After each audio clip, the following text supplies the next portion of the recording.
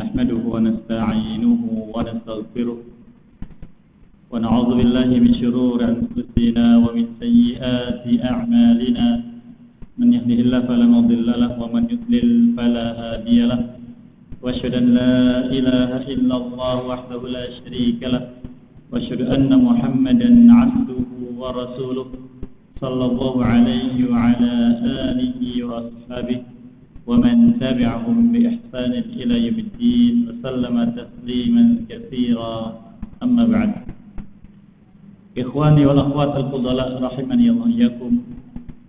Alhamdulillah pada kesempatan sore berbahagia ini Allah Jalla wa Ala masih memberikan kita kemudahan untuk bisa duduk di majlis yang mulia ini dalam kajian rangkaian pembahasan masalah akidah yang diadakan oleh KPMI cabang Cirebon Raya. Dan sebagaimana sudah kita ketahui bahwa pembahasan kita insyaallah akan membahas seputar dasar-dasar akidah yang berkaitan dengan muamalah. Dasar-dasar akidah yang berkaitan dengan muamalah. Manusia diciptakan oleh Allah Azza wa Jalla sebagai makhluk sosial. Artinya dia tidak bisa hidup seorang diri. Dia membutuhkan orang lain. Baik dia memenuhi kebutuhan orang atau orang lain memenuhi kebutuhannya. Khususnya adalah dalam masalah pengadaan barang atau jasa. Yang kemudian masalah ini dikenal dengan muamalah. Dan hukum-hukum yang terkait dengan masalah ini dari halal dan haram maka dikenal dengan fikih muamalah. Dan pembahasannya bersama Ustaz kita Ustaz Arif Syarifuddin Hafizahullah Ta'ala. Adapun pembahasan kita di majlis ini adalah bagaimana seseorang yang bermuamalah agar muamalah yang dia jalankan mendapatkan ridha dari Allah Subhanahu wa Ta'ala, dan agar dia bisa mengendalikan dirinya untuk tetap di atas jalan yang Allah ridhai, yaitu dari perkara-perkara yang halal, dan menjauhkan diri dari perkara-perkara yang haram yang menyebabkan murka Allah Subhanahu wa Ta'ala. Dan ini tidak akan bisa dilakukan oleh seorang hamba kecuali dengan kuatnya akidah yang ada pada diri seseorang ketika dia bermuamalah. Sehingga kita penting untuk mengetahui dasar-dasar akidah tentang muamalah ini, agar muamalah yang kita jalani adalah muamalah yang benar dan diridhai oleh Allah Azza wa Jalla serta mendatangkan berkah. Kalau kita lihat zaman sekarang, muamalah yang dilakukan manusia kebanyakannya sudah keluar dari tuntutan akidah, dari dasar akidah. Sehingga ketika seorang hamba dalam bermuamalah dengan sesamanya, yang fokus padanya adalah hanya bagaimana saya bisa mendapatkan keuntungan yang besar, dan saya tidak peduli apa yang dialami orang lain. Apakah mereka merugi, menyesal, merasa ditipu dan sebagainya, tidak peduli.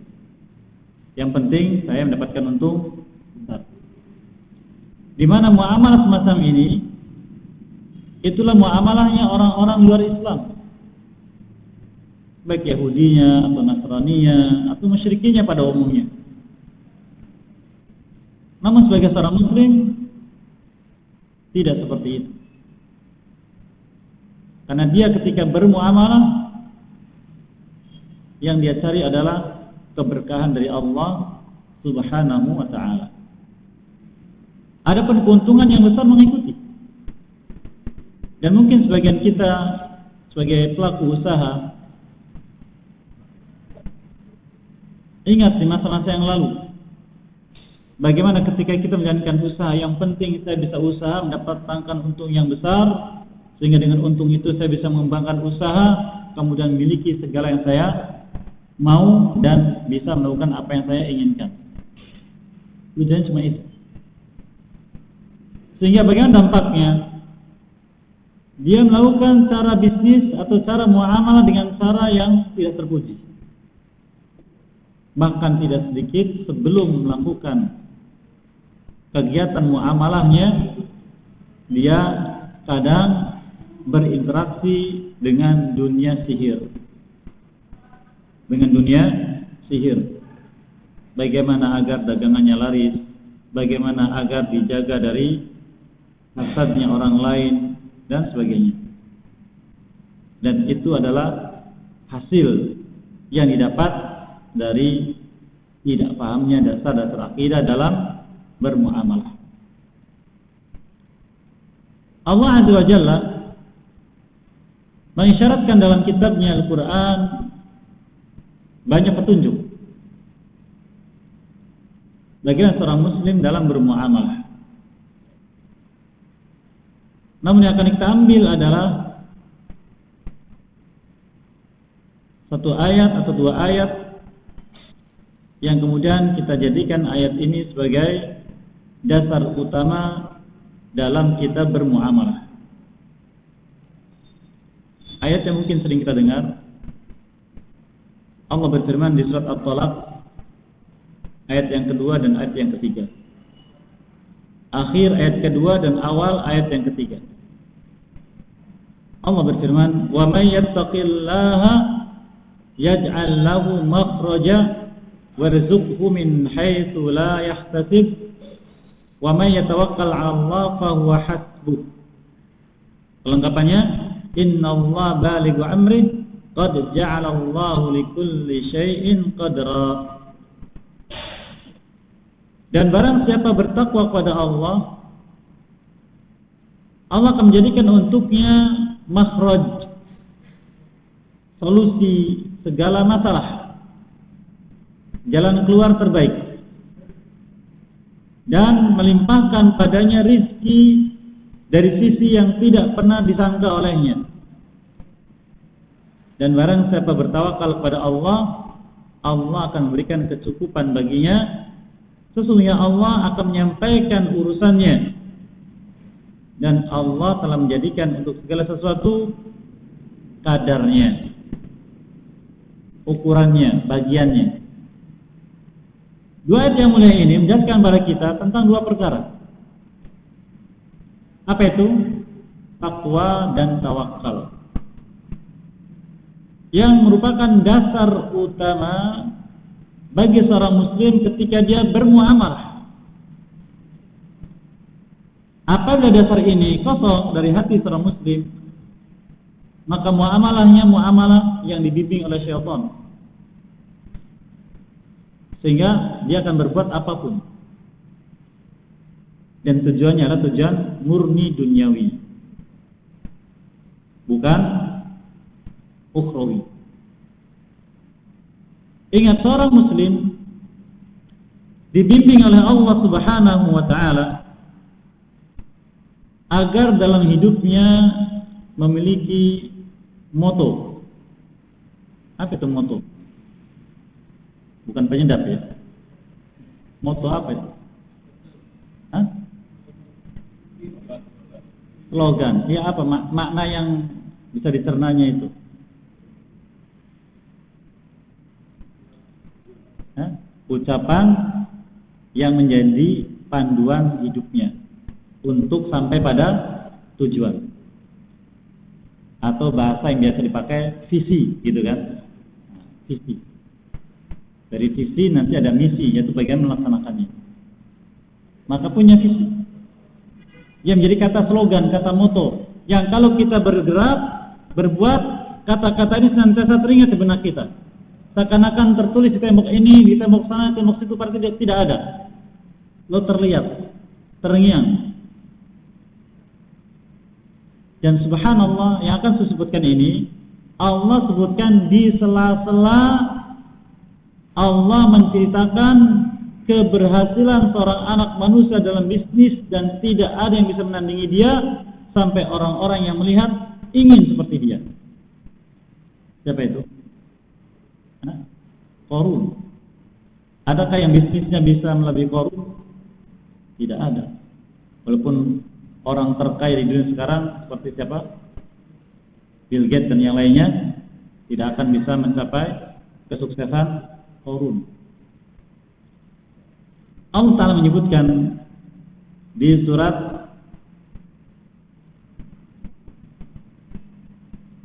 Asy-Syu'ara, surat Asy-Syu'ara, surat yang ke-26, di ayat yang ke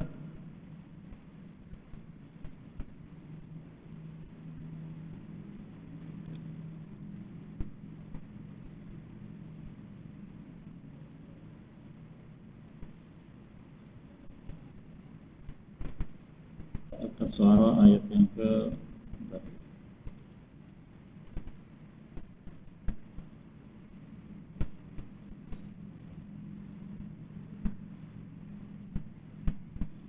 pemaafan Suara Al-Qasas.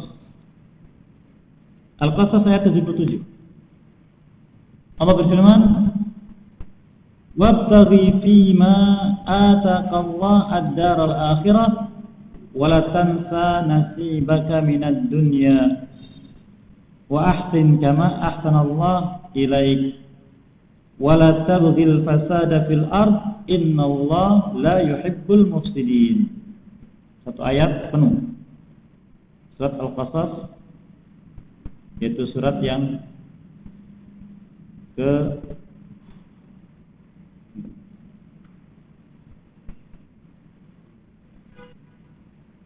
28. Allah memberikan wabtaghi fima ataqallah ad-daral akhirah. Hendaklah engkau mengharapkan apa yang Allah berikan kepadamu dari karunia, apapun bentuknya, untuk mendapatkan ad-daral akhirah, mendapatkan negeri akhirat. Bisa dipahami ke sana sini? Berharaplah dengan apa yang Allah berikan kepadamu dari karunia ini di dunia ini untuk mendapatkan negeri akhirat. Negeri akhirat sebagai tujuan, karunia dunia sebagai sarana. Lalu, apakah kita tidak boleh menggunakannya untuk kesenangan dunia kita, kebutuhan dunia kita? Allah katakan, "Wala tansa nasibaka minad dunya." Jangan kau lupakan bagianmu di dunia ini. Silahkan. Mau punya rumah, mau punya kendaraan, mau punya lahan, mau punya sawah, mau punya ternak dan sebagainya, silahkan. Allah tidak membatasi. Tidak membatasi. Selama itu dibutuhkan oleh diri kita dalam kehidupan dunia. Tapi visi utamanya adalah negeri akhirat. Lalu bagaimana hidupnya? Hidup orang yang seperti tadi adalah Allah katakan wa ahsin kama ahsanallahu ilaik. Selalu berbuat baik pada orang lain sebagaimana Allah berbuat baik kepadamu. Satu. Yang kedua, wala tabghil fasada fil ard, dan jangan engkau berusaha untuk berbuat kerusakan di muka bumi. Kerusakan yaitu maksiat. Jadi jangan kita gunakan apa yang Allah berikan pada kita dari karunia duniawi untuk sarana maksiat, berbuat kerusakan. Tapi hendaknya untuk mendapatkan negeri akhirat. Dan itu dengan cara berbuat baik pada sesama. Mungkin kita bertanya, mengapa Allah melarang kita? Nah, karena pertanyaan mesti seperti itu. Mengapa Allah melarang kita berbuat kerusakan di muka bumi? Dan apakah hikmah Allah melarang kita berbuat kerusakan? Allah menjelaskan, "Innallaha la yuhibbul mufsidin," karena Allah tidak menyukai.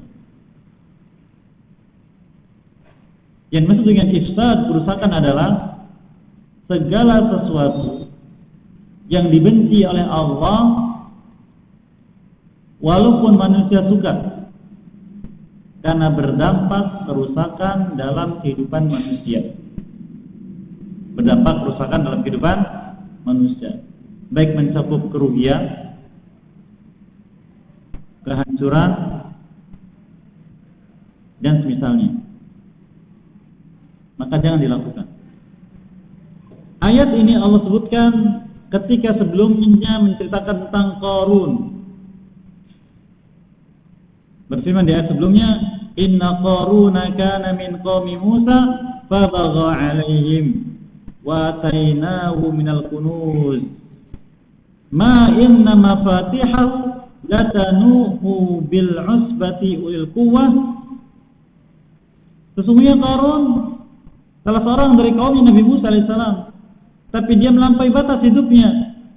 Padahal Allah sudah memberikan kepadanya perbendaharaan kekayaan, simpanan kekayaan dunia, yang sampai kunci-kunci, bukan satu kunci gudang kekayaannya dibawa oleh orang yang paling kuat karena beratnya. Ini Allah gambarkan bagaimana keberhasilan Qarun. Kemudian sebutkan ayat tadi. Lah kenapa Allah sampai mencela Qarun?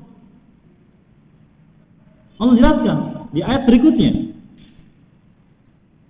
Qala innama utitu ala ilmin indi.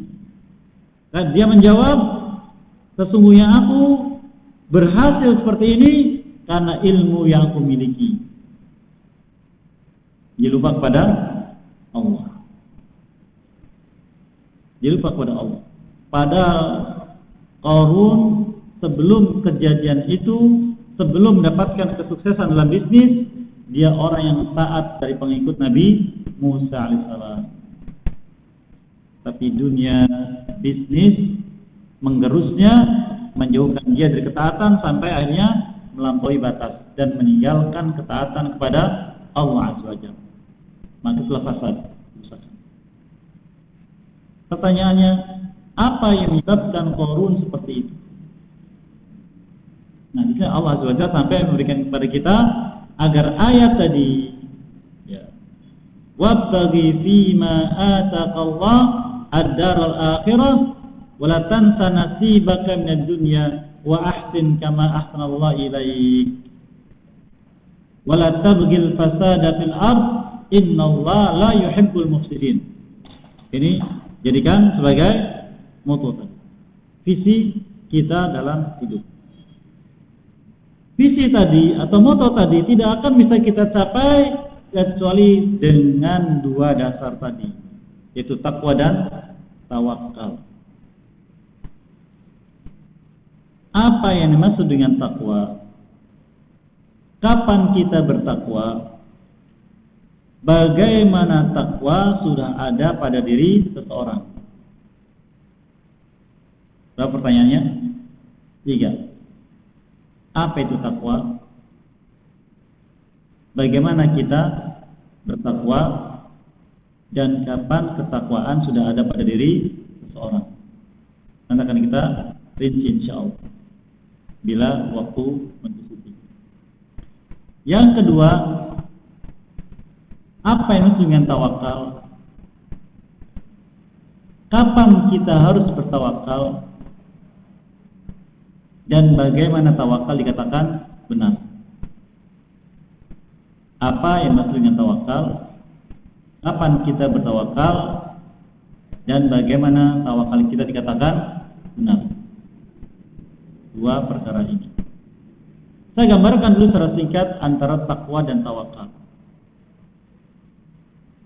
Takwa, keadaan hati seseorang dalam menjalani kehidupan yang memperhatikan aturan-aturan Allah dan khawatir terperosok dalam sesuatu yang dibenci oleh Allah. Itu takwa. Jadi keadaan hati seorang dalam menjalani kehidupan dengan bagaimana? Memperhatikan aturan-aturan Allah karena takut terperosok dalam sesuatu yang dibenci oleh Allah. Itu takwa. Nampak? Seseorang makan, lalu yang biasanya dia menggunakan tangan kiri, sekarang dia tidak gunakan tangan kirinya. Mengapa? Mengapa? Karena dia tahu makan dengan tangan kiri dilarang. Karena itu bagian tasyabuh kepada syaitan, yang Allah melarang kita mengikuti langkah syaitan. Yang kalau kita mengikuti langkah syaitan, Allah murka pada kita, maka kita tinggalkan. Itu contoh wujud dari takwa. Dalam dagang, kita ketika menimbang barang, kita minta fulan, tolong periksa alat timbang saya ini.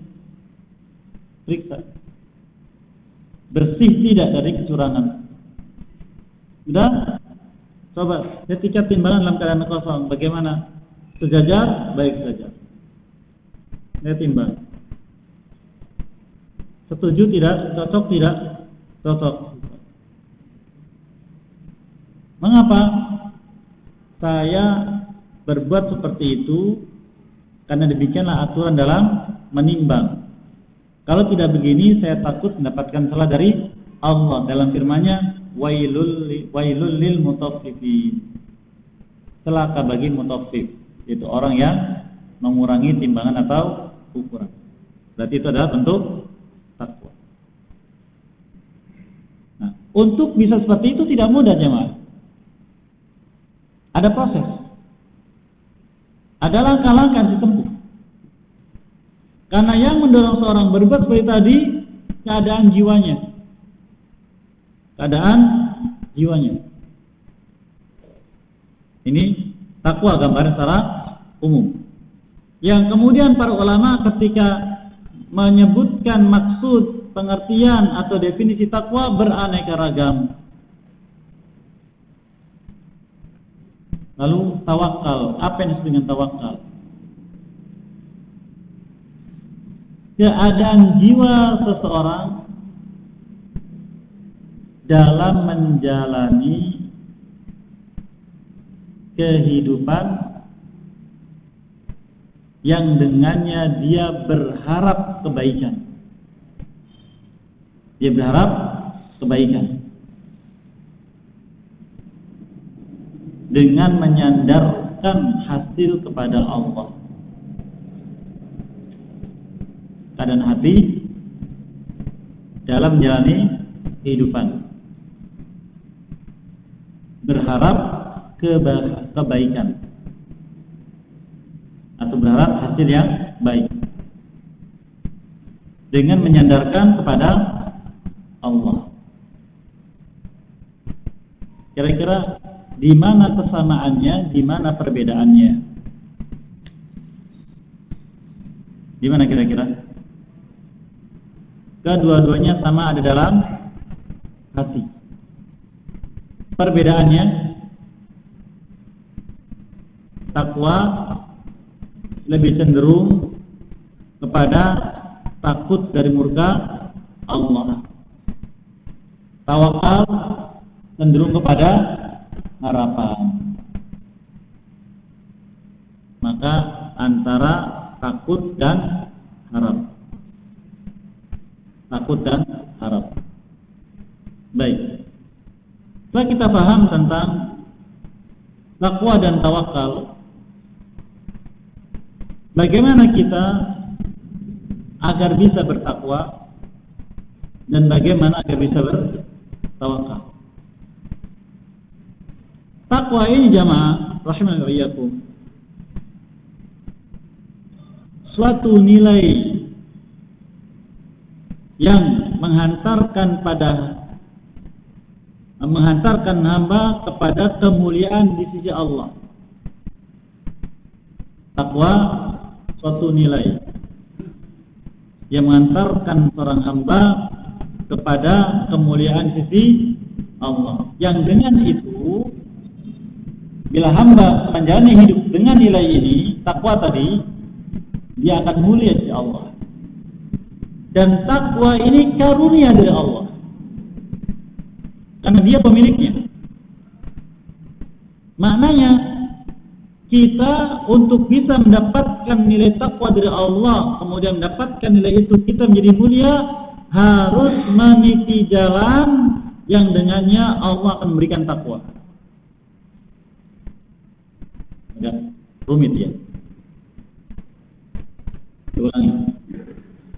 Takwa suatu nilai yang Allah berikan pada hamba, dengannya hamba menjadi mulia dirinya. Untuk mendapatkan nilai tersebut hamba harus meniti jalannya, harus mempersiapkan dirinya. Maka agar kita sampai pada takwa, perkara-perkara inilah yang harus kita siapkan pada diri kita. Apa yang harus ada? Apa yang harus ada? Baik. Yang pertama, ilmu. Kalau kita membahas masalah Islam, mesti yang pertama adalah ilmu. Karena ini menjadi kaidah utama. Allah firmankan, "Wala taqfu ma laysa laka bi ilmun." Jangan kau ikuti apa yang kau tidak punya ilmu. Berilmu tentang apa takwa, makna takwa, bagaimana menjadi orang bertakwa. Nah, disebutkan nanti kita berilmu. Yang kedua,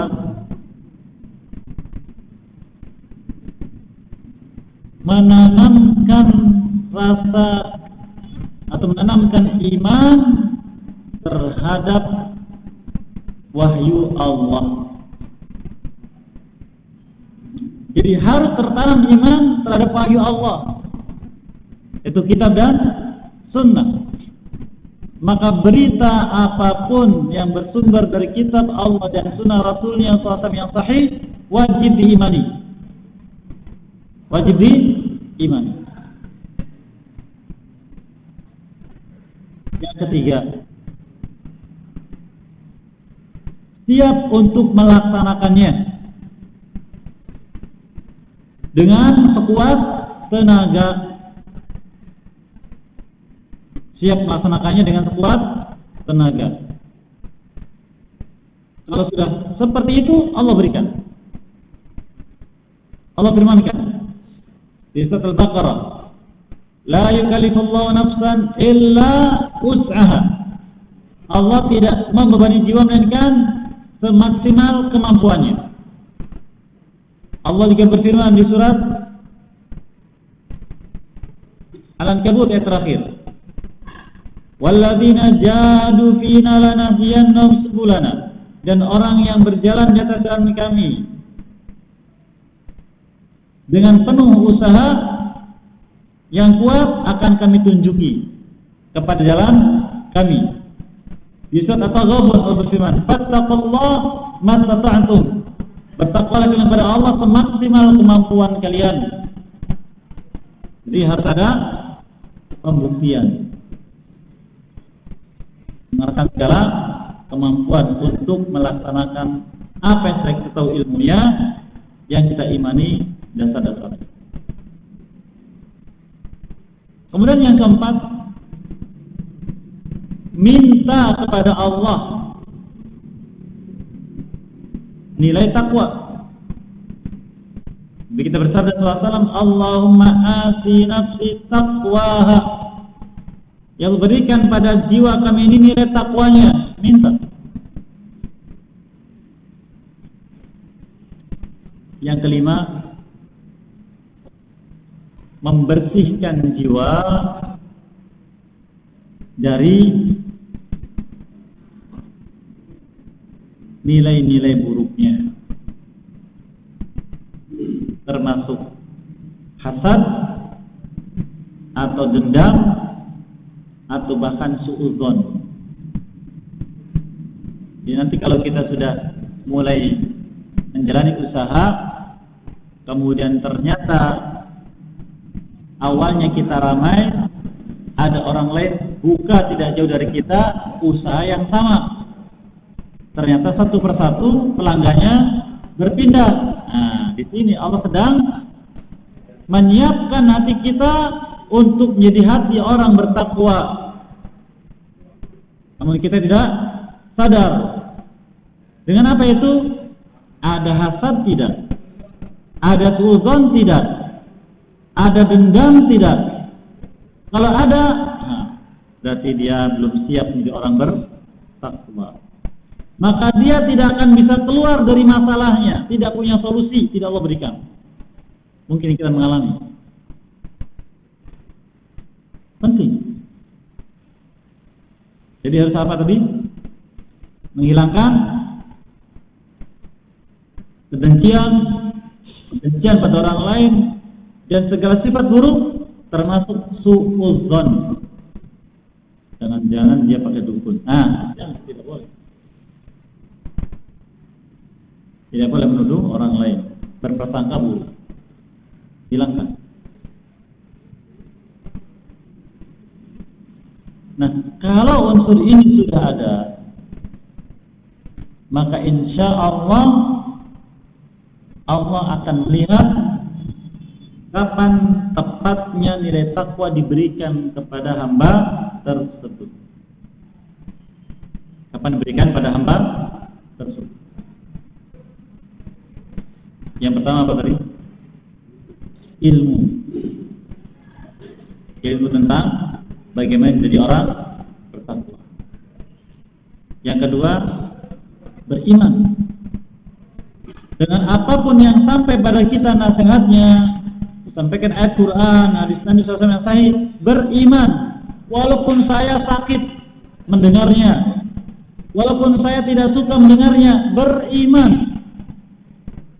Ini saya mendapatkan sendiri cerita langsung dari orang-orang yang diberi pelajaran demikian oleh Allah, menerima, tidak lama kemudian diberikan kesuksesan lebih dari sebelumnya. Yang hidupnya menjadi nyaman, yang sebelumnya tidak karuan. Subhanallah, banyak pelajaran dari pengalaman ikhwah kita yang mendapatkan nilai-nilai dari Allah SWT. Tapi kita tidak menyebutkan namanya sebagai etika, dan agar orangnya tidak merasa bagaimana berdaya dengan iman. Kadang jemaah sekalian rahimahullah, kalau kita dikehendaki oleh Allah kebaikan, kita duduk di mana, tiba-tiba ada orang bicara sesuatu, sepertinya dia sedang menguliti kita. Keburukan kita seakan-akan diungkap, padahal dia sedang bicara tentang orang lain. Ada perasaan, kok seperti itu sih? Dia kan nggak kenal, tapi kok persis banget dengan saya, gitu kan? Mau marah, dia tidak bicarakan saya. Mau sudah bingung, tapi terngiang di benaknya berpikir masalah itu. Sampai pulang pun terus teringat. Duduk tempat lain pun terdengar suara itu lagi. Akhirnya dengan sebab itu dia mencari solusi. Baru dibuka oleh Allah. Dan solusi yang dia jalani mengandung resiko berat. Apa itu? Harus meninggalkan apa yang disuka oleh hawa nafsunya, yang hal itu dibenci oleh Allah. Apa contohnya? Riba. Ya kan? Siapa yang tidak suka riba? Suka semua. Karena untungnya berlipat. Tapi Allah benci, tinggal. Kalau kita usaha lagi maju-majunya, modal kurang, datang orang menawari pinjaman modal jumlah besar mencukupi, tapi dengan riba. Kita tidak berpikir hal haramnya, ambil. Yang penting order saya dapat, saya untung besar, cicilan gampang. Dan Allah uji semakin berkembang. Bila Allah inginkan kebaikan, seperti tadi akan dirasakan. Tapi harus ada apa tadi? Iman. Sikapi dengan iman. Ini kan wahyu Allah yang bicara. Ini kan hadis Nabi SAW yang sahih. Tidak mungkin dusta. Tidak mungkin menyakiti saya. Nah begitu, beriman. Yang kedua apa tadi? Yang ketiga mau melaksanakan. Nah, itu penting. Mau melaksanakan. Saya ada contoh di kampung pelosok, jauh dari alat transportasi. Kebetulan salah seorang dari keluarga ini ikut ngaji, lalu menyampaikan pada orang tuanya, pada kakak adiknya, semuanya simpati. Ada yang minta didatangi seorang ustadz untuk dibimbing satu keluarga besar itu, rutin tiap pekan. Kemudian sampailah pada masalah halal haram dalam usaha. Namanya toko kelontong besar itu penarik konsumen apa itu Pak? Kalau itu tidak ada, dia akan datang konsumen. Hah? Bukan. Rokok. Ya kan? Kalau rokok lengkap, semua datang. Wah enak, gak usah kemana-mana. Harganya miring lagi. Ya kan? Ada bonus lagi. Ada hadiah lagi. Belum menjelang hari raya begini, ada THR lagi. Wah, sudah penuh. Sampai harus ngantri. Ketika sudah ngaji, rokok tidak boleh dijual. Bingung. Maju mundur berapa lama? Kalau tidak ada, nanti mereka akan meninggalkan. Kalau ada, campur dengan yang haram. Akhirnya diambil tekad, karena ilmu sudah sampai dan beriman dengan dasar-dasar hukumnya, maka bismillah, disimpan, tidak dijual. Datang, waduh, nggak ada ya, udahlah nggak jadi. Akhirnya omsetnya zaman itu mungkin puluhan juta, dalam sepekan drastis jatuh. Akhirnya yang biasanya sibuk hanya tinggal melamun saja. Yang beli cuma 1-2 waktu biasa. Tapi kelebihannya yang diberikan pada mereka tidak berkeluh kesah, senyum saja. Kemudian tidak sampai 1 bulan datang lagi, langsung menyerahkan tulisan, nggak ada rokoknya, nggak apa-apa. Di tempat lain harganya begini-begini, bilang nggak apa-apa, ini belanja terus sini. Rokoknya saya ngalah beli ke tempat lain, balik lagi. Itu contoh. Dan banyak kasus-kasus macam itu. Jadi harus ada ketulusan, kejujuran untuk apa tadi? Melaksanakan ilmu. Yang keempat, nah ini yang sering kita lupa. Apa itu? Minta pada Allah. Nilai takwa. Allahumma anti nafsi taqwaha. Ya Allah, berikan pada jiwaku ini nilai takwanya. Karena Allah dia diminta pasti menjawab. Allah berfirman surat Ghafir, wa qala rabbukum ud'uni astajib lakum. Tuhan kalian Allah Azza wa Jalla berfirman, mintalah kalian kepadaku, aku pasti menjawab doa kalian. Dan yang kelima, nah ini harus sudah mulai membuang nilai-nilai buruk hati kita yang tidak baik, seperti suudzon, hasad, dengki, dendam, dan sebagainya. Hilangkan. Menilai baik orang lain. Kalau katakan di surat Al-Qasas tadi, wa ahsin kama ahsanallahu ilaik. Berbuat baiklah kepada siapapun seperti Allah telah berbuat baik kepada kalian. Miliki dulu ini. Maka apabila itu sudah dimiliki, akan tumbuh dalam hati satu rasa yang kita merasa aneh dengan rasa itu. Apa itu? Rasa cinta kepada Allah. Saya bertanya di sini. Pernah merasa cinta kepada Allah? Pernah belum? Bagaimana bentuknya? Wujudnya? Bingung kan? Kalau para bapak cinta pada istri, nah, cinta nggak Pak? Apa wujudnya? Wujudnya apa Pak? Cinta pada istri? Ya. Pulang kerja kalau telat takut. Ya nggak? Takut istri cemburu atau curiga kalau saya ke tempat lain. Nah, itu sudah mulai terikat. Kalau pulang ingat istri saya suka makanan ini, ya, mampir beli.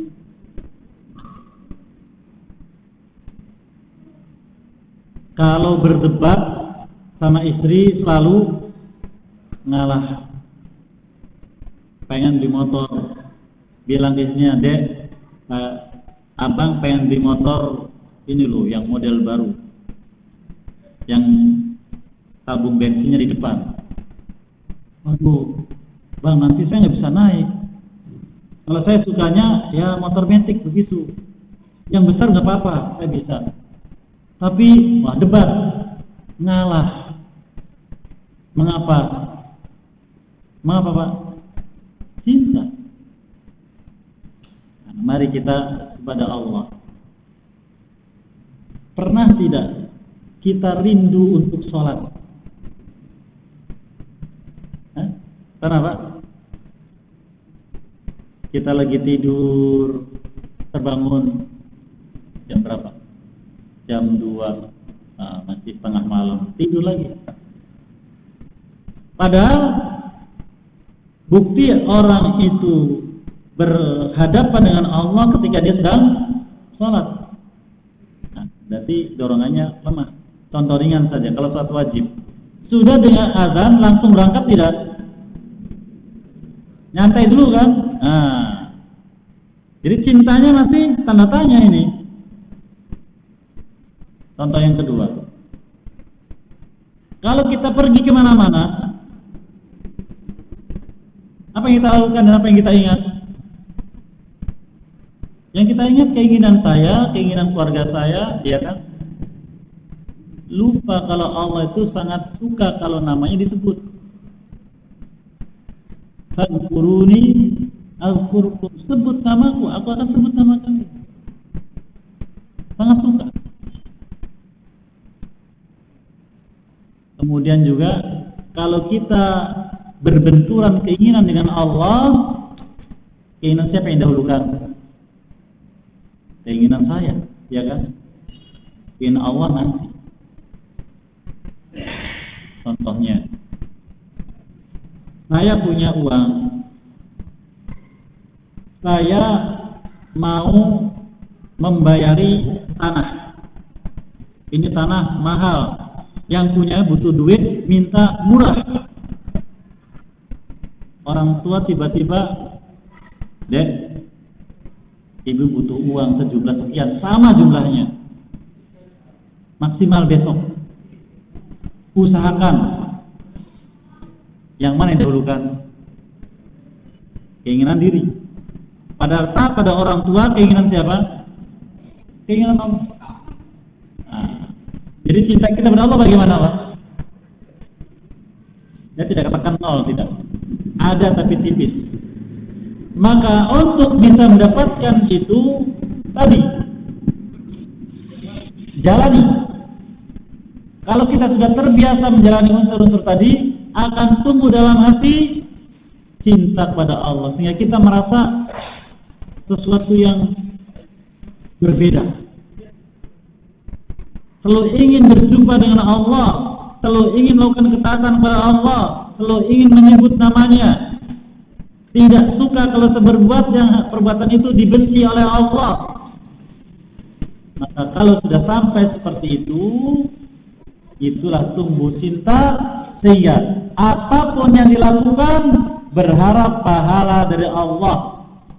Apapun yang dilakukan, saya jangan sampai dengan ini Allah murka pada saya.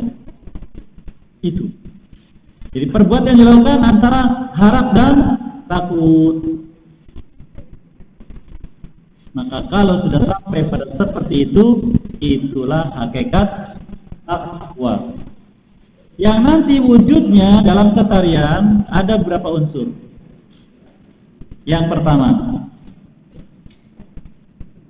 cinta kepada apa yang Allah suka.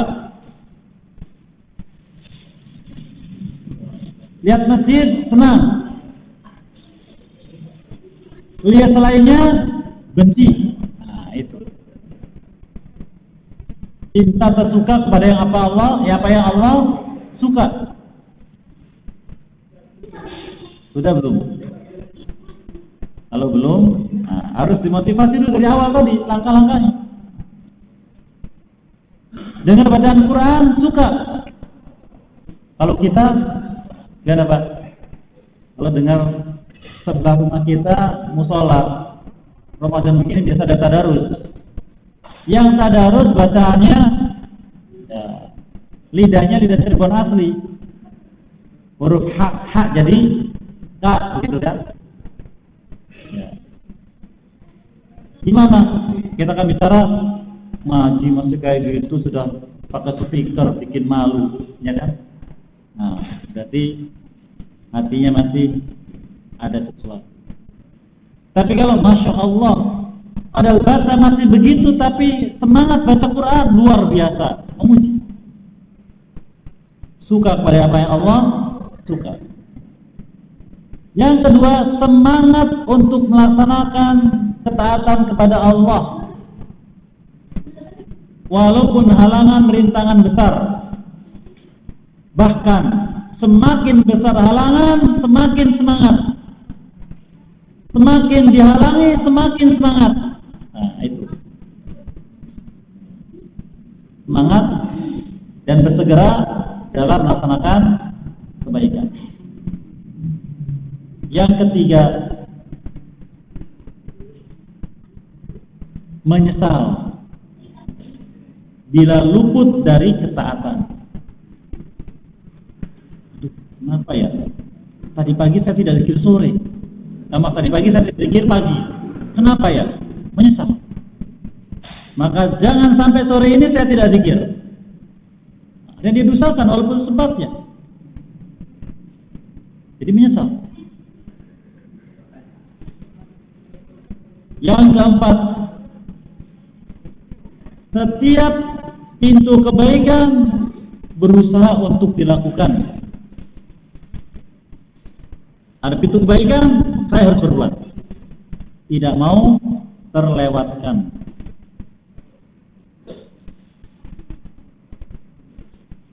Yang kelima, mempertahankan apa yang sudah bisa dilakukan atau istiqomah. Istiqomah. Kalau sudah bisa sholat tahajud, saya harus pertahankan tahajud. Sudah bisa sedekah, saya pertahankan sedekah. Bisa baca Quran, saya pertahankan baca Quran. Ini kesehariannya. Sudah belum seperti itu Bapak Ibu? Belum, berarti takwanya bagaimana? Maka Ramadan ini Allah katakan la'allakum tattaqun, karena tiap hari tiap malam kita digembleng untuk biasa begitu. Coba ketika kita safar tidak tempat tarawih, ada tidak rasa berat misal? Ada kan? Nah, tertanam ya takwa. Ramadan lewat, alhamdulillah, tarawihnya kita. Iya kan? Maka kata para ulama, jangan kita jadi orang-orang yang beriman hanya di bulan Ramadan saja. Bertakwa di bulan Ramadan saja, jangan. Pertahankan. Kita kalau target baca Qur'annya sehari tidak sampai 1 juz, menyesal kita. harus mengganti. Besoknya 1 juz lebih. Lepas Ramadan bagaimana? Biasa lagi, ditinggalkan. Jangan. Maka Ramadan ini bulan takwa. Nah, itu unsur tadi. Mudah-mudahan tidak lupa ya. Ada yang mencatat kan? Tunjukkan di sini. Nah, bagaimana kita menanamkan jiwa takwa setelah tertanam, apa yang muncul tadi? Apa yang muncul? Cinta pada Allah. Setelah cinta pada Allah, wujudnya bagaimana? Suka dengan apa yang Allah suka, bersemangat dan segala berbuat kebaikan dan seterusnya. Nah, kalau sudah begini, janji Allah diberikan. Ya tadi. Yaj'al lahu makhraja. Allah pasti berikan solusi dari masalahnya apapun. Warzuqhu min haitsu la yahtasib. Dan berikan rezeki yang tidak bisa disangka. Contohnya, pagi-pagi berangkat kerja, lalu dipanggil oleh HRD. Iya Pak, siapa? Nah, mohon maaf, ini ada catatan-catatan selama ini hasil kerja Anda. Tolong dibaca.